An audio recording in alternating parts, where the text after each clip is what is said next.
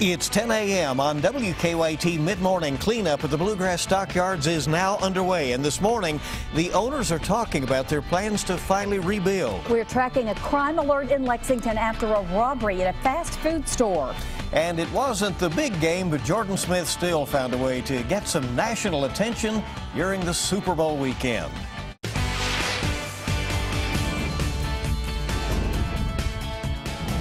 This is WKYT Midmorning.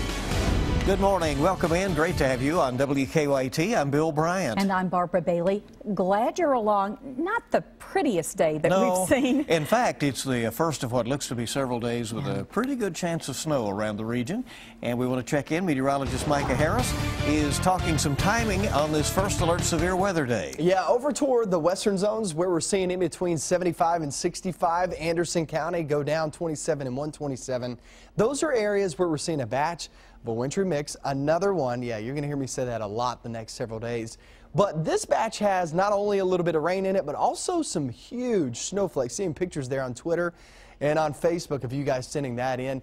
This is an area that's going to cross into Lexington here within the next 30, 45 minutes, and that goes for Richmond too, that will have some snow involved with it. Now, I would expect maybe a quick coating out of this, so it could cause a few problems, but I don't expect many issues. The reason being, grounds are still pretty warm, and not only that, temperatures are right above freezing. So anything that falls will stick for a moment because you'll get some pretty hefty snowflakes out of that, but it won't last long there on the roads. So I don't expect travel to be a major issue. We get into the afternoon, and we'll be right around 37 this afternoon too.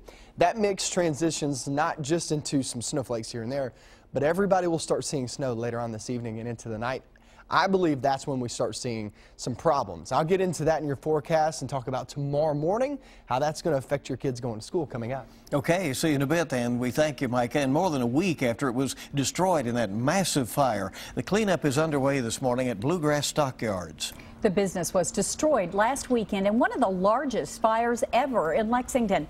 With cleanup underway, Lyle Industrial Avenue is shut down now for the stockyards until further notice. Beneath the rubble in the underground offices, the COO says they're finding some really old and really sentimental items. David's office had just a treasure trove of artifacts, old promotional items, records from back in the days when they did everything by hand. And when I walked in his office and saw that those things were intact, not just for him personally, but I mean, all that stuff means a lot to us, individually too. And the COO of the stockyards says he plans to rebuild. He also says cleanup could take 2 weeks. An early morning gun battle outside of a Lexington strip club has damaged a nearby business. Police say 2 groups of people exchanged gunfire outside Camelot East on Richmond Road about 2 o'clock this morning. No one was hurt, but at least one bullet hit a window at Shaybell Veterinary Hospital. And Lexington police are also investigating an early morning robbery at the White Castle on New Circle at Bryan Station Road. That happened about 4:30 this morning. Police say a man wearing a ski mask and armed with a knife got away with cash. A Hardin County man is in jail accused of shooting at an officer. State police went to a home on Wonderland Cavern Road to interview 22-year-old Dustin Thomas about a burglary investigation. No one was in the home, but as a trooper walked back to his car, someone shot at him. Thomas was arrested after a standoff and is charged now with attempted murder of a police officer. A Franklin County grandfather found guilty of shooting a teenager now knows his sentence. A jury found Samuel Isaacs guilty of first-degree assault for the shooting of 14-year-old David Lacey in 2014. The State Journal reports Isaacs was sentenced to the recommended 18 years in prison. Deputies said Isaacs shot Lacey 6 times because he was upset that his granddaughter had sneaked off with the teen the night before. New on Mid-Morning on WKYT, 3 people were arrested, 19 others cited after police raided a cockfighting event in western Kentucky. State police say a tip led them to the Lynn Grove area, and that's where they found more than 30 dead gamecocks and more than 35 live roosters and hens. The owner of the building was charged with cruelty to animals. One of the 19 people cited was 38-year-old Brian Brown of Harlan. Chipotle is closing every store in the U.S. for several hours today for a food safety meeting. The move comes after an E. coli outbreak at the restaurant chain last year. About 500 people got sick. At today's meeting, employees will go over an updated food safety program.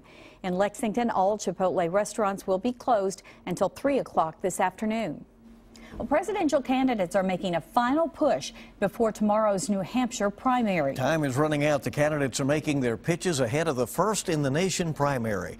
The latest polls show on the Republican side, Donald Trump leading in New Hampshire, with Ted Cruz, Marco Rubio, Jeb Bush, and John Kasich essentially locked in a fierce battle for second place. On the Democratic side, Bernie Sanders is up 10 points on Hillary Clinton in the Granite State in the latest polling, but Clinton appears to be closing the gap. A man has died during a Krispy Kreme challenge in North Carolina. Contestants are supposed to eat a dozen donuts midway through the 5-mile race. The 58-year-old man dropped out of the race in Raleigh during the first mile because of chest pains. He died at a nearby hospital. The Denver Broncos are world champions this morning. They were the underdogs going into Super Bowl 50, but they certainly came to play. Denver linebacker Von Miller is the Super Bowl 50 MVP. He forced 2 fumbles and got 2.5 sacks to help the Broncos beat the Carolina Panthers 24-10 for the NFL championship on Sunday night.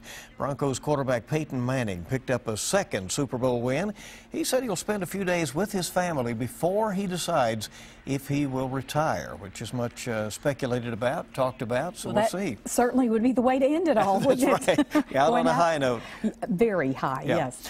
Well, commercials sort of stole the show at this year's Super Bowl. As Brian Webb reports, from cuddly animals to cute kids and celebrities, the 30-second spots were fighting for the attention of more than 100 million viewers.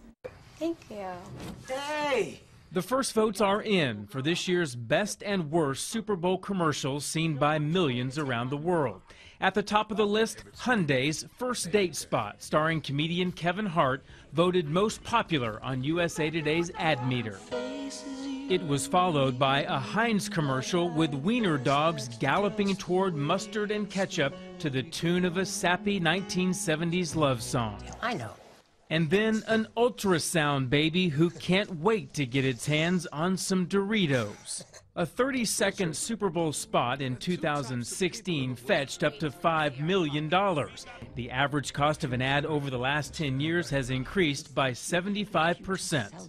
It's appointment TV, so it's the one time that sort of everybody in America is watching. Rounding out the top 5 vote-getting spots for Super Bowl 50, the trench coat-wearing Dorito dogs, and Hyundai's commercial starring actor Ryan Reynolds. Analysts say this year, advertising execs played it safe, shying away from the outrageous or controversial. One sentimental commercial that did resonate with viewers and ad experts, the Commander from Audi, featuring a retired astronaut and the song Starman from recently deceased David Bowie. Brian Webb for CBS News. This year's ad meter results end a 3-year winning streak for Anheuser-Busch. But the beer company did receive some free advertising when Peyton Manning said he would be drinking a few Budweisers after the game. Which led to speculation, what did he mean by a few? So, you know. Well, he still didn't specify that, but this morning he said, yes, I did. Right. In live interviews. Well, he didn't get to perform at the Super Bowl, but a Kentucky native still got some time in the national spotlight as part of the celebration for the big game. Oh, his eye is on the sparrow, and I know he watches me. There he is, Jordan Smith, performing during the BET Super Bowl gospel celebration. He sang the hymn, His Eye is on the Sparrow. The performance got a standing ovation. Of course, Smith shot to fame on the NBC hit show The Voice. He went on to become the season 9 competition winner, and he is now working on his first album. It's always an event when he sings. Oh, and what is surprising about that, he always gets a standing ovation. It would be news if he didn't get one. But just amazing. All that singing in church as he was growing up. Yep. So, we'll keep it right here on Mid-Morning. A bus explosion in London catches onlookers by surprise. Why the city says there was nothing to worry about. That's coming up after weather. We have a batch of snow, a wintry mix flying through the region. Little accumulating snow out of this, but like I've been talking about, no heavy snow. I'm going to show you how much it adds up throughout the work week coming up.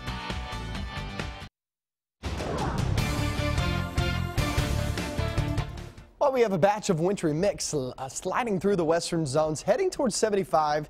If you're sitting along 75, give it another 20 minutes or so, and you'll start to feel those flakes slide on in. I would say when you maybe look out the window here in the next 30 minutes, look there in Boyle County. If you're in Boyle County, Perryville, Danville, Junction City, go down 150, that's an area where high reflectivity is coming in, and then Nicholasville in about 30 minutes coming out of, say, Mercer County. You're going to be feeling this in the next 30 minutes too. Those are some pretty high reflectivity showing that that's where you could see the best chance of snow. Now, I know it's showing green, but remember in this section right through here, it's hard for some of these radars to actually pick up what's actually reaching the ground and what type of precipitation it is. But no doubt about it, we've had reports out of all this, and a lot of that is snow and pretty big flakes too, large snowflakes. So heads up Lexington, Richmond, you're going to be next in line here in about 30-45 minutes. And here's the deal. What we're dealing with right now, we actually see temperatures well above freezing in the mid to upper 30s. Look back toward the west. All this right here is cold air. The reason why, or the way you can see that just on radar without even looking at temperatures, a lot of green in our region above freezing. You see any green up through here? Absolutely not. That cold air is going to filter on in later on this evening, off into the night, and that's when everything switches over into snow. Not just a little bit here and there like we're seeing now, but everything will switch over into snow. We're at 36 now in Danville. The good news about this is, yeah, you could pick up a quick coating out of this batch that's rolling through in any zone that it rolls over. But the temperatures are well above freezing. The road temperatures are still above freezing. So I just don't see it causing many issues. As I spoke about this morning, I don't really expect many issues until we hit the evening and off into the night, because that's when you have those cold temperatures. Not only that, but you'll have everybody seeing snow instead of a mixture of the two. So here's what we're going to be looking at the rest of the day. On and off, snow showers here and there. But it's all snow for tomorrow, all snow for Wednesday, all snow for Thursday. I mean, you get my drift. Every single day has a chance of snow. It's incredible. But not only that, but Wednesday and Thursday, you're talking about some really cold temperatures sliding on in. And what that does is anything that falls out of the sky is going to be snow. And not only that, but anything that falls and hits a pavement temperature of 18 degrees, it'll stick and it's going to be hard to get off. That's something to be watching out for the next couple of days. Off into your weekend, we still have that chance. I mean, it's going to be a big headache of a forecast the next several days. It's going to be an easy forecast. Wake up and I could basically say, hey, you got chances of snow today on and off. Back to you, Barb Bill. I mean, literally, it's going to be the same thing over and over and over again all throughout the week. And I told... so you're just going to tape it and take off? Is that what you're saying? What? Just go hang out somewhere, you know? Same old thing. But I was telling my friend this morning, I said, since I've been here 3.5 years, I don't think I've ever reported a 7-day forecast where I've had every single day a chance of snow. Usually one rolls in, maybe stays for a day or two, and then moves on out. And you know, we liked it before you did that too. Although, I don't know, two winters ago, it was almost like all the time it snowed. So, you know. In our memories, it 1 seems week like we'll it deal did. with. Yeah, there you go. Well, a bus exploded in central London Sunday, but only for a film. Yeah, amateur video shows the dramatic moment when the bus exploded on Lambeth Bridge. Look at that. The city reassured the public that the explosion was a movie stunt for The Foreigner, starring Jackie Chan and Pierce Brosnan. The sight of the bus in flames and the twisted wreckage caused dismay on Twitter from people who said the public was not adequately warned about the stunt. So they were taken by surprise and they didn't like it. That would be upsetting. I can understand that. Yeah. Wow. Well, a historical epic about the resurrection is coming to theaters. Also, Tilda Swinton is a rock star. Suzanne Marquez has your eye on entertainment. The media blitz is underway for the return of Derek and Hansel. We're back! Yeah! Zoolander 2 opens on Friday, and the stars turn one of London's most iconic spots into their own catwalk. Ben Stiller and Owen Wilson posed on Abbey Road, where the Beatles were photographed for their famous album cover. When the Messiah comes, Rome will be nothing. A new biblical drama tells the story of the resurrection through the eyes of a non-believer. Joseph finds stars in Risen as a Roman soldier searching for the body of Jesus. He says the shoot felt authentic and uncomfortable. I could barely get through 3 months of filming in sandals, so I have no idea how the Romans got through wearing sandals and taking over huge parts of the world. Risen opens in the U.S. February 19th. And Tilda Swinton may be channeling David Bowie in the upcoming film A Bigger Splash. Swinton plays a rock star ordered to rest her voice after surgery. On vacation with her boyfriend, an old flame upsets her plans. I think it's really complicated in a nice, messy, human way. A Bigger Splash opens in Europe this week and arrives in the U.S. in May. That's your Eye on Entertainment. Suzanne Marquez, CBS News, Los Angeles. All right, coming up, how is this for spreading the love? Get an oil change and help kids who need it the most. We'll tell you how you can be a part of the Valentine's Bash at Paul Miller Ford. Next on WKYT. Tuesday night's Mega Millions jackpot is $80 million, and Wednesday night's Powerball jackpot, $157 million.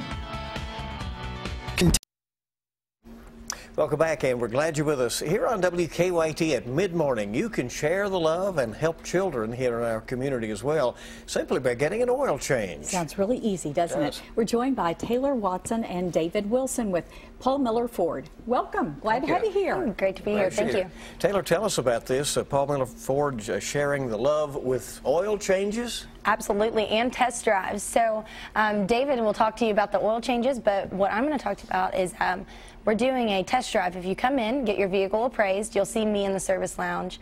You'll get $50 and walk away with all of our vendors, get to shop, hang out, eat brunch, chocolate fountain, all kinds of good stuff. And you might make an offer on the car, right? Absolutely, that's what we're hoping for. Who are the kids who are benefiting from this? UK Children's Hospital. And what we're doing, we're going back and we're having $9.99 oil changes, and because we're trying to get as many people in as we possibly can, and for every oil change we have, we donate $1 to UK Children's Hospital. So we've got that going on, and you can walk throughout our showroom. We've got a chocolate bar that's going on. We have free giveaways that involve UK basketball tickets, spa packages, dinner dates, free complimentary car wash, free alignment check. So we got a lot going on. We got like 30 vendors that are showing up. Got the Humane Society's come on. So if you don't buy a car, you can take home a pet. That's you what could I do did. it all. That's what I got my puppy from the Humane Society at one of the events we put on. Well, it sounds like all kinds of fun, but I wonder, you know, with that cheaper price on the oil change and all this going on, do you need an appointment?